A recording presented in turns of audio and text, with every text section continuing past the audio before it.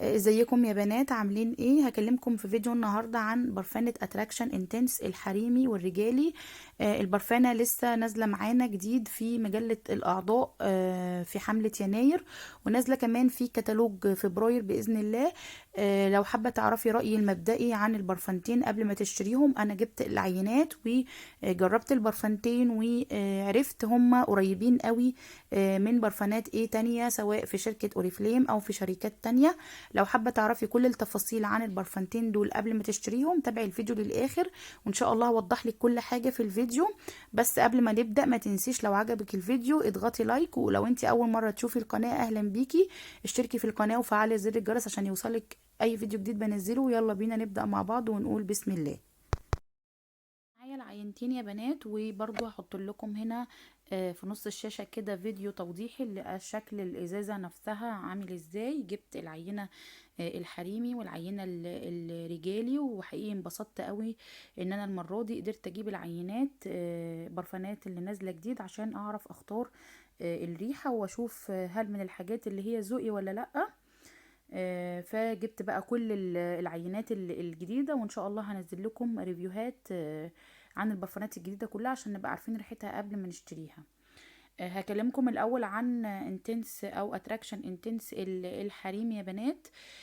بصوا بقى، البرفانة دي لعشاق البرفانات الشجري. هحط لكم برضو مكونات كل برفانة عامل ازاي، بس انا هحاول اوضح لكم الريحة قريبة من ايه او عاملة ازاي، يعني عشان يبقى الموضوع سهل علينا يا بنات.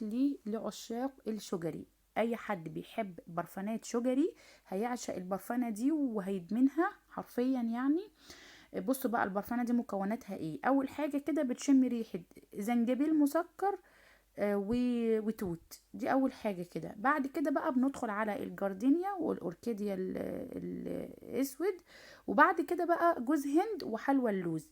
بصوا بالظبط، انا عايزه اقولك ان البرفانه دي بالظبط كانها حلويات. عارفين كده لما بنعمل حلويات وعجينه السكر والحاجات دي، الريحه قريبه قوي قوي من الكلام ده. لو انت ليكي في الشجري المسكر بس الشجري المسكر لذيذ، مش اللي هو تجزعي منه او نفسك تقفل منه، لا بصراحه هم ظابطينها على الشعره.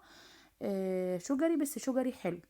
بالبرفانه دي بصي، لو انت ذوقك فيه فاراوي ريبل او لافي ايبل او لاك الذهبي من ايفون اللي هي الاصليه، لاك الذهبي مش اي اصدار تاني، اللي هي الاول اصدار للاك، او البرفانة سي من جورج ارماني، او اتراكشن الاصليه برضو القديمه، فانت هتحبي البرفانه دي قوي. هي بصي في نفس اللاين ده، في نفس الخط بتاع البرفانات اللي انا قلتلك عليها دي، ماشيه معاهم في نفس الخط.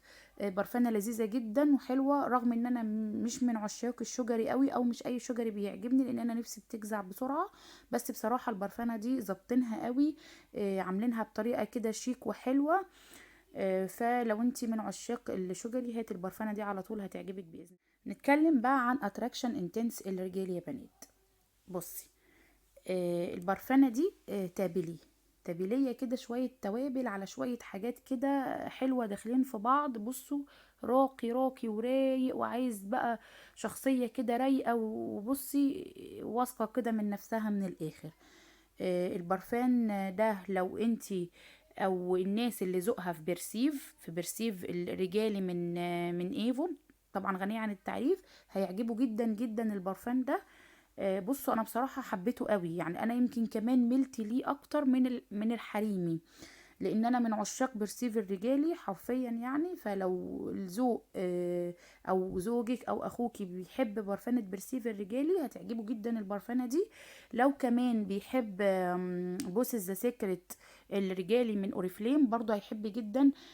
دوت يا بنات، لا هو فواح قوي ولا هو ضعيف قوي، انا قصدي في الفواحان، فواحانه متوسط. عارفين انتوا البرفانات اللي هي مش تدخلي كده تقلبي المكان، ولا في نفس الوقت الريحه بتاعتها ضايعه، لا حاجه كده متوسطه حلوه، زي ما اقولك كده معمول كده لحد رايق كده، حد مش همه كده ان هو يدخل يفحفح الدنيا كلها. المهم ان انا ابقى كده شامم نفسي، شامم العطر اللي انا حاطه، ورايق كده مع نفسي. هو بجد كده حرفيا يعني.